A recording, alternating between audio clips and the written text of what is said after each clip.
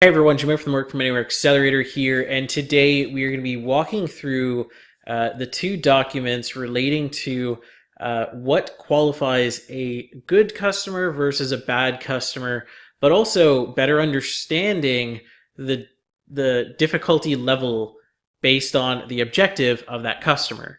So in this first document, the depths of difficulty, really what we're trying to walk through here is to give you an understanding of the level of difficulty by objective that your client or your potential client gives you. And really, if I zoom out here a little bit, what we're trying to show is within Facebook, one of the simplest objectives for you to achieve is an opt-in with a contact form. The reason being, Facebook itself has a lead ad functionality, and that lead ad functionality for in itself generally achieves this particular result. But also driving folks over to a landing page is a really simple action in order to capture in information, whether it's name, email, phone number, address, whatever the case it is. And as you start tying either more data requested or more actions to take onto that particular baseline objective, you continue to increase the difficulty. So getting someone to opt in on a landing page is nice and simple. It's a relatively straightforward process. Getting them to then book an appointment where that appointment could automatically be booked after they opt in, or having that appointment booked where they have to proactively pick up the phone, is an additional barrier on top, which requires them to either take the action of filling out a whole nother form, which will likely take multiple clicks, or waiting for a phone call where it's really just totally up to the time of day. Is it convenient for them to pick up the phone or is it not? And as you continue to tack on to that, so getting them into a 30-minute phone call where this is probably a sales call, again, an additional level of difficulty. And the one thing to keep in mind here is it isn't a one step up. So from opt-in to booking a free appointment, it's not like the difficulty goes from a grade of 10% to 20%, where you're just adding 10% every step. It goes up in more of a exponential way, where getting someone to opt in versus booking a free appointment is the difference of, say, 10% over here with the opt-in to 25 or 30% over here with the booking a free appointment. And it continues to increase in that scale. So what you will notice if you kind of take a line here and you just look across all the way up to online purchases, which is where e-commerce comes into play, it's not a simple grade. It just builds on top and builds on top. It's an exponential jump every step of the way, which isn't too bad when you're in the early stages.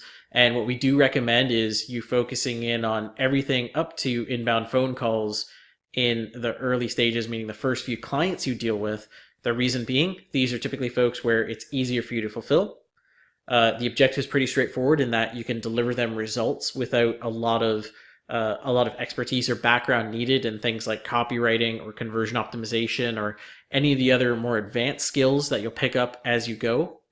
But also, these are folks that have a relatively straightforward expectation.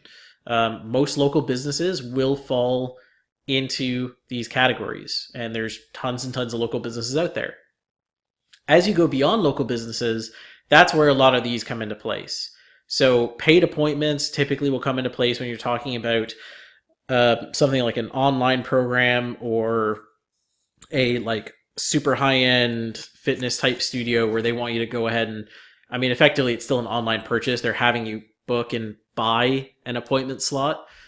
In-person purchases, so having someone come in and go into a store and actually purchase something, is a more advanced process, a more advanced set of steps you need to take that person through, as is an online purchase with e-commerce. Having someone actually pull out a credit card and buy online, and trust that product, whether it's a small $15 product all the way up to a $500 or $1,000 or $2,000 product, having them build that trust and actually purchase through is a complex process.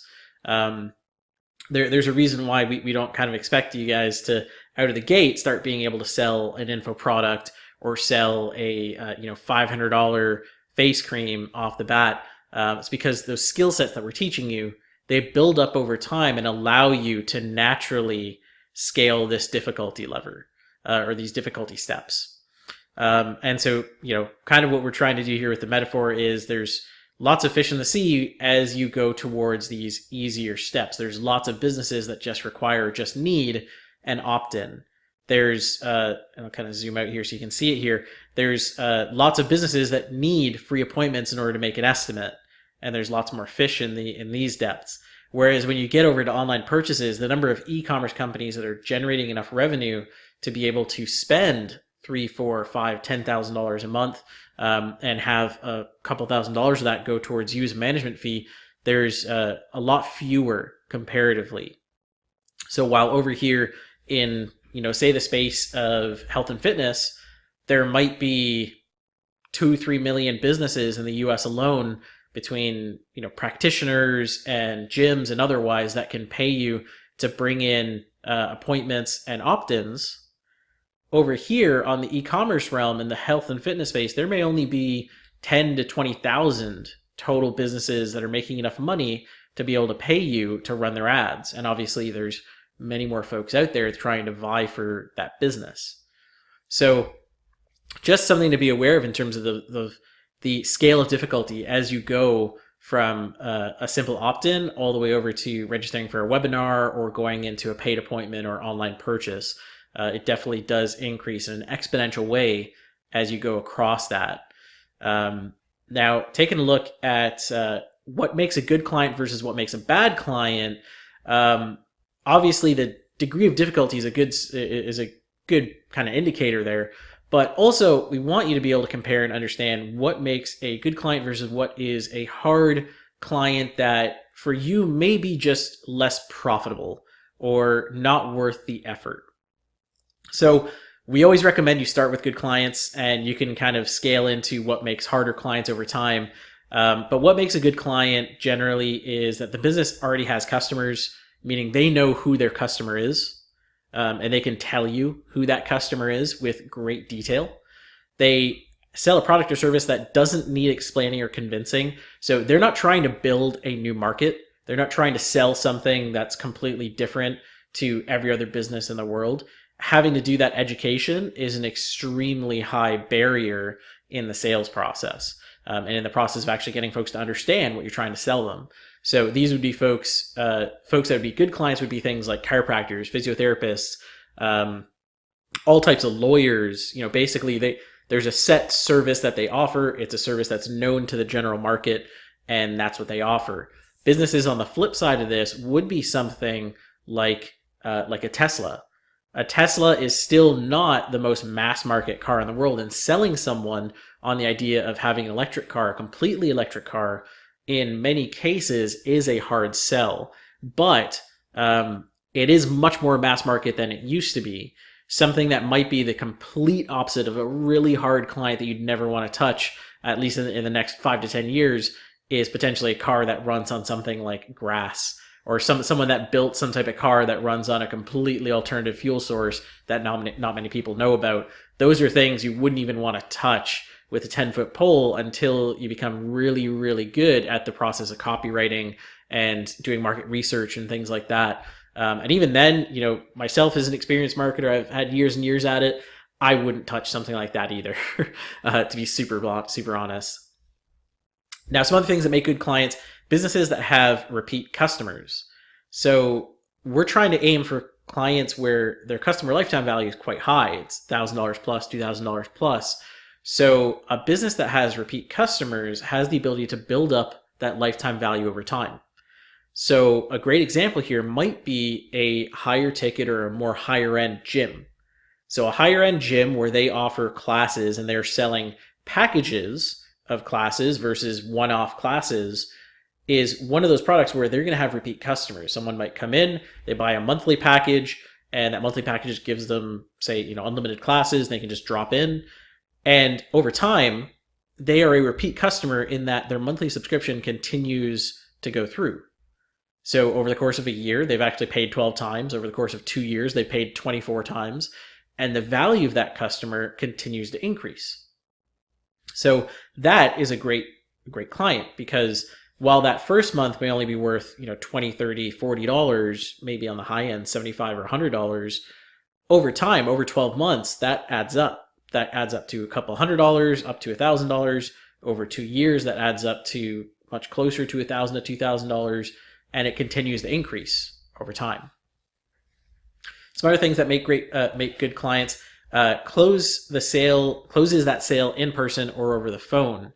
So folks who actually have a physical face-to-face interaction to sell typically have a higher close rate.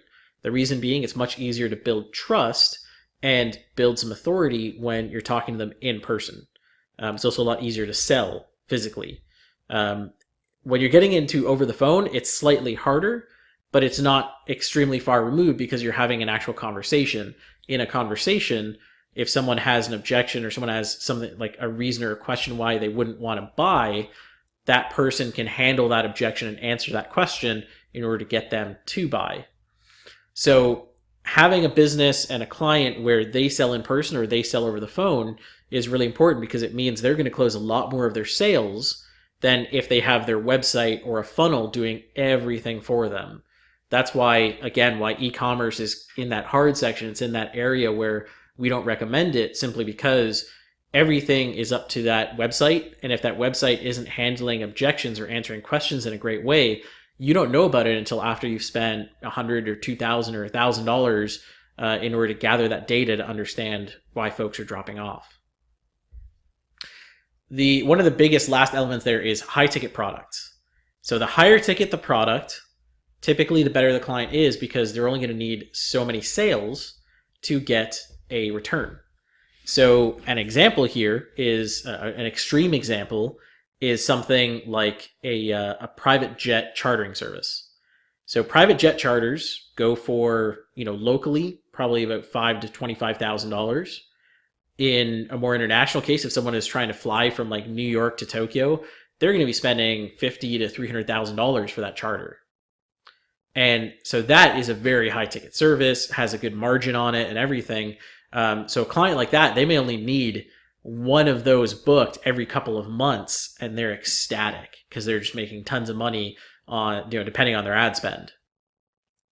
A little bit of a less extreme model of that would be something along the lines of an orthodontist. Orthodontists, if they're selling Invisalign services go for a few $1,000s. Typically, the margin on that is at least 20 to 30%, meaning they are making $500 to $600, cash in their bank, cash in their pocket at the end of the day after all costs are considered. And so for them, if you can bring them in 1, 2, 3 of those patients every single month, they're at least covering all of their costs, in addition to having all these other leads come in. And in many cases with an orthodontist funnel, when you have it really well nailed down, you're bringing them in 2 to 3 patients a week, which means that, if they're paying $2,000 a month for you, another $1,000 a month in ad spend, they're making a good amount of money on the back end of all that. They're actually making $2,000 to $3,000 cash in their pocket after all expenses are paid for, in addition to building up their potential patient list. So that's a phenomenal, phenomenal client. Now, on the flip side of this, what we consider hard clients are basically areas where there's less competition, but as a result of less competition, it's because they're trying to sell something new or try to sell something different. So very often, these clients sell products or services that are really obscure or have a low potential for growth, so the target market is not very big. They also sell products or services that require a lot more explaining or convincing. So things that, again, are kind of new, not just to the market itself, but generally new in the marketplace. Very often, these products and services also have a low lifetime value or a low customer value, especially in the case of something like e-commerce, where they're selling, say it's a skin cream. That skin cream is really only going to go for $30, $40, $50. So very low ticket compared to an orthodontist where that one patient is spending $2,000, $3,000. Now, this isn't always, there's always exceptions to this rule in that things like selling a direct coaching program for $3,000 to $10,000 is high lifetime value, high customer value, but it's extremely hard to get someone to whip out a credit card directly online and be spending $3,000 to $10,000, the level of education required is quite high. And that kind of flows into the next point here, which is typically it will require webinars or skills with scaling and education. So really what you need here is an extreme amount of points to educate and help them better understand, very often backed up with lots and lots of social proof and reviews to get someone across the line of actually purchasing. And it becomes very complex in setting up these systems if you're just new to it all. And so some examples of both of these types of clients. So our good clients, I'm sure many of you have looked at these markets: dentists, chiropractors, gyms, and real estate. And gyms is one where you might not necessarily expect this, but gyms, because they very often lock folks in for yearly contracts, even a budget gym will be locking someone in for a few $100s a year. And because it's so mass market, you can be bringing them 10, 20, 30 members a week without a lot of headache or without going too crazy with your advertising. On the flip side, some ones you might be more familiar with in terms of bad clients are things like life coaches, where very often this is one of the hardest ones because it's very vague in terms of what they offer and who they service. And this particular product or service that they offer is not always well-defined or not always backed by a lot of education. Course creators is a really hard one because everybody has a course these days, and very often it depends on the particular market, whether the market's receptive to it or whether there's a high barrier to entry. So many course creators in the space of, say, things like dating and relationships, extremely saturated, and very often they're selling a product or start selling a product that's in the thousands of dollars. And by the time they get to a point where they can scale, they've discounted that down to tens of dollars. And I've seen it many times before with some big companies. Business coaches is another great example of that because until they kind of niche down and everything, again, they're kind of selling a more obscure product to a market that needs more education. And then, of course, e-commerce. Anything e-commerce is very high barrier. It's something we don't recommend until you have the experience to go into it. So you have better copywriting skills, you've run multiple campaigns, you're more familiar with Facebook and what it has to offer and the interest targeting and things like that, so that you can make solid recommendations and solid decisions to better help that type of client. Now, what we consider being the best clients are folks who meet a lot of these green flags. So ideally you want to be meeting, at least half. If you can meet them all, that's absolutely phenomenal, but it, very rarely happens. But some of the big ones here are they want to scale up ad spend after seeing good results. So it's not just a matter of, well, I want to spend $300 a month every month and that's it. It's, okay, great, we got a good result with our trial. Let's increase our ad spend. And this doesn't necessarily mean they're going to say double, triple, quadruple it. They may only increase by 10 or 20%, but that's a good sign. That means they need more sales and they want to fill up their pipeline. Many businesses, because they are especially service-based ones, it's completely dependent on the number of staff they have. They can't just go and scale to double what they're doing in sales instantly. They have to hire. There's a whole process involved in them scaling. So if they can push another 10, 20% out of the ad spend they're running, that's a pretty significant jump for most local businesses. And it's enough so that over time, as they're able to hire, they'll then want to continue increasing. And that's a good sign. Another one here is they understand the value of hiring someone to handle marketing. So they understand that while they could do it, or while they could take the time to learn how to do it, they don't want to because they have better things to focus on. Markets that are kind of in between this is something like a real estate agent. There's lots of real estate agents that are new into the space and they will have a lot more time than money. And as a result, they don't yet understand the value of hiring someone to do their marketing. Whereas in the space of something like roofing, a lot of roofers understand that their time is better spent on a roof. And as a result, it makes much more sense for them to outsource the marketing aspect because there are many providers in the space. Another one here is that they're just too busy to do the marketing themselves. Roofing and solar is a great market for this because very often You'll either work with a company or you work with a particular sales rep. Those sales reps know their time is much better spent on the phone or on a roof doing estimates. And because of those estimates needing to be done in person, meaning they have to drive out to do that, for them, they know that they are way too busy to be worrying about checking their Facebook ads in the morning and the evening every day. It's just not going to happen. Another one here is that they're making at least $30,000 a month. And if you're just getting into this, this may seem high, but in reality, a business that does $300,000 to $400,000 a year, depending on the type of business, may only have 3 to 4 employees and may only have a actual profit of say $20,000 to $50,000 a year on the high end, which means that $20,000 to $50,000 a year is often what gets paid out to the owner of the company as their salary, or it's what covers their cost of living. So even at $300,000 to $400,000 a year, they may only have $1,000 to $2,000 a month as their entire marketing budget. Again, it's dependent on the type of business. There's lots of variation in that. And I say that because something like a mortgage loan officer who makes $30,000 a month will gladly spend $5,000 to $10,000 a month on advertising and marketing because they know it will pay off and grow themselves over time. But something more like a construction company or a landscaping company really will only have a budget of $1,000 to $2,000 a month on the high end to be able to spend in marketing. So it's very dependent on your market, and you really have to look at what do those margins look like and what do they typically spend.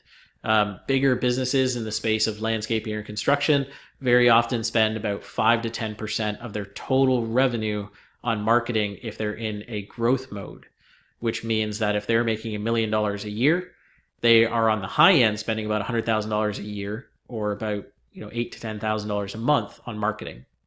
So it's good to understand these numbers for your market, and you can find a lot of this out just by Googling, what is the average marketing budget in this type of company, or look up companies that are for sale in that space and look at their balance sheets. What are they spending per month on marketing? If they're not spending a lot, that means that folks in that market are not typically spending a lot. So you have to be aware of that in order to pitch them on the right price points. Another green flag here, they can give you referrals. So good business owners and ones that are long-term established in the market know other business owners in their market. And obviously they know other business owners in other markets. Typically a lot of these folks attend networking groups. But if they know other folks in their market, whether it's in a different city, different state, different country, that's a good sign. That means they're pretty well established in their market. They've been in it for a good long time, and they very likely know the ins and outs of that market, which means that by acquiring one particular customer in that market, which is the person that knows folks who they can refer you to, and delivering a great result, you can, in essence, be acquiring multiple clients from delivering that great result to one client.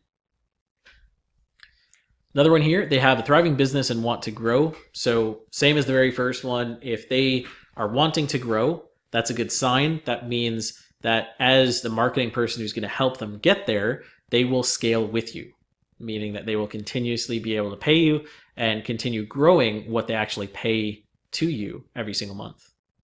Another one here is they know how to convert leads and upsell customers. And this is a very big one. There are a lot of local business owners that hate selling and that are very, very awful at selling. And I'm sure if you go into the Facebook group, there's lots of examples of people who have dealt with customers where the way they handle leads is sending them an email with a call to action and never following up on that at all. And that happens a lot in the space of the medical arena. So like dentists, chiropractors, orthodontists, a lot of those folks don't like selling. The business side of their business is an area they hate and that they very much don't understand. And as a result, they don't treat their leads in the same way a company with a salesperson does. So understanding their sales process and what they do with leads is really important because it's going to allow you to better understand whether if you bring them in a lot of leads, A, whether they can handle it, but B, whether they're going to handle it in the right way. So if you bring in a lot of potential customers for a chiropractor for a particular offer they're running, maybe it's something similar to what they were running on Groupon and now you're running it on Facebook, are they going to handle those leads correctly? Are they going to follow up with them? Are they going to follow up with them in the first day? Are they going to send them an SMS? Are they going to send them an email? Are they going to do what Groupon does in order to sell those folks? And if they aren't, then you need to look at how you can help them achieve at least a fraction of that in order to see a good result. Because otherwise, they're just going to circle back to you and say, well, your leads are awful. I mean, we're not converting any. Meanwhile, the reality, the sales process is the current gap that's causing that issue. And lastly here, each customer is worth more, is worth your fee or more. And this is more so in the realm of customer lifetime value. So the lifetime value of every customer ideally is your fee or greater. So for a gym, that's kind of an exception, where over time, 2, 3, 4, 5 years, the lifetime value of that customer could be in excess of $2,000. But gyms are so mass market, it's really easy to bring in clients. So if 2 or 3 clients make up your fee, that's totally fine. But when you're dealing with something like an orthodontist, where the number of patients in reality that can use their service in any given city isn't in the hundreds of thousands, what you do have to worry about here is that you're able to bring them in enough of a flow of patients to cover your fee and make them money. So in the case of an orthodontist, very often the price point of what they sell clients on does cover the fee, does cover your fee, as well as another, second patient will cover the ad spend, and everything on top of that after that is usually pure profit for them. At which point, if you're able to bring them in 1 to 2 patients a week, you are doing very, very well in making sure that they make their money and they make their money back. So those are some of the core flags of the best type of clients. Let's take a look at what would constitute bad clients. So one big one is that they don't want to put up ad spend. And I'm sure many of you have had these conversations where you talk to someone who's a trial client and they're like, great, we want to pay you per lead. When you're getting started, that is a bad client. The reason being, you've never run that campaign. So while the campaign and funnel will work, with the nuances of getting to understand Facebook, mistakes will happen and you will lose money in most cases. So until you get really familiar with Facebook and really familiar with the funnel process, we highly recommend you stay away from folks who don't want to put up the ad spend. When you're asking for $100 to $300 in ad spend, that should not be a lot for them to test out. And if they think it's a lot of money, they're not the right type of client within that industry for you to work with. They're likely in that realm of not really wanting to scale or not valuing marketing in a good way. Another one here is they don't want to pay for ClickFunnels. Again, $97 a month for most businesses is not a very high price point. To be very frank, there are businesses that make $20,000, $30,000 a month that spend $1,000 a month just on their CRM. So $97 a month in order to better accelerate their marketing should be a very low price point in their eyes. Now, businesses that aren't making the right price point per month or aren't making the right level of revenue per month will definitely see this as a high barrier. Another one here is they blame and don't follow up with leads. And by blame, we mean they will likely say, hey, the leads suck. We hear that really often. I still hear that really often.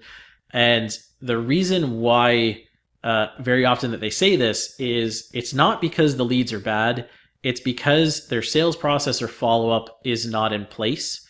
And as a result, they're not seeing the result. They're not seeing the output that they're expecting, despite there not really being any work put in there.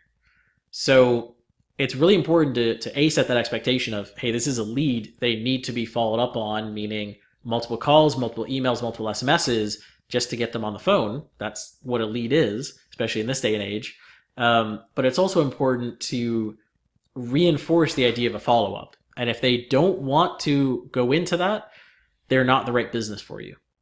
If they don't want to have a follow-up process and they expect leads to be sold when they get them, that is not a business with a right expectation.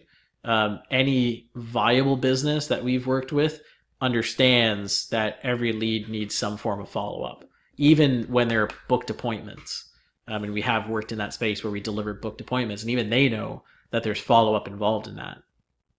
So that's a big, big element to be aware of, is if they're expecting that they don't need to pick up the phone, that's a massive, massive red flag.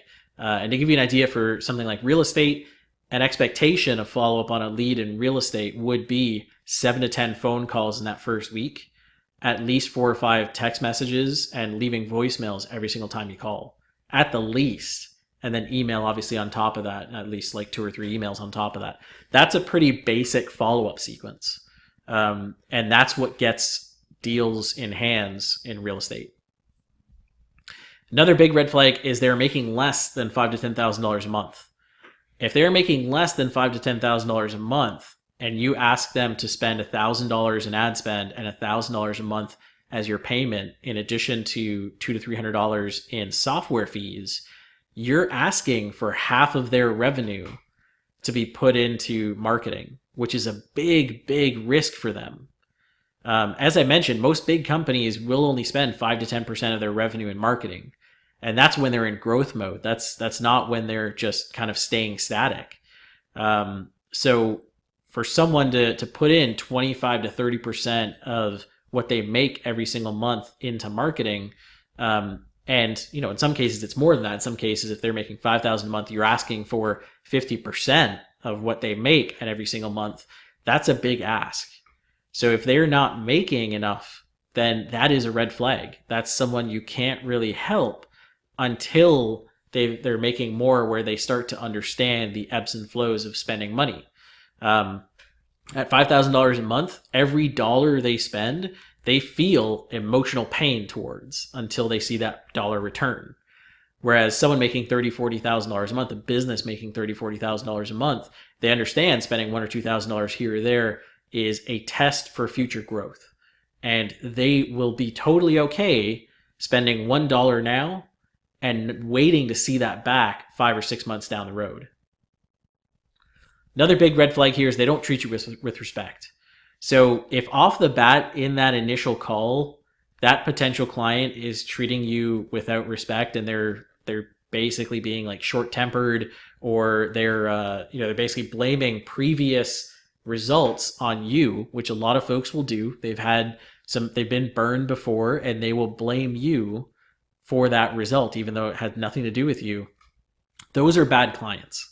Those are clients that will never get better. They will only get worse, even if you scale them and generate them a lot of revenue. That's kind of just how it is. People have certain personalities and certain outlooks on the way that they look at things like Facebook advertising or Google advertising, and it's really hard to change those perceptions. So very often what you have to do is you just have to say, great, I don't think we're going to be a good fit to work together, but I'm happy to make a recommendation if I can. And, let's circle back maybe in 6 to 12 months and see if there's a fit. And you just have to leave it and circle back to it. And hopefully by that point, they've recovered from that process of them getting burned previously, and they're okay to get back to testing. But it's not something you can fix overnight. It's an emotional pain, and it's a hard thing to deal with. Another one here is they don't tell you details of the business.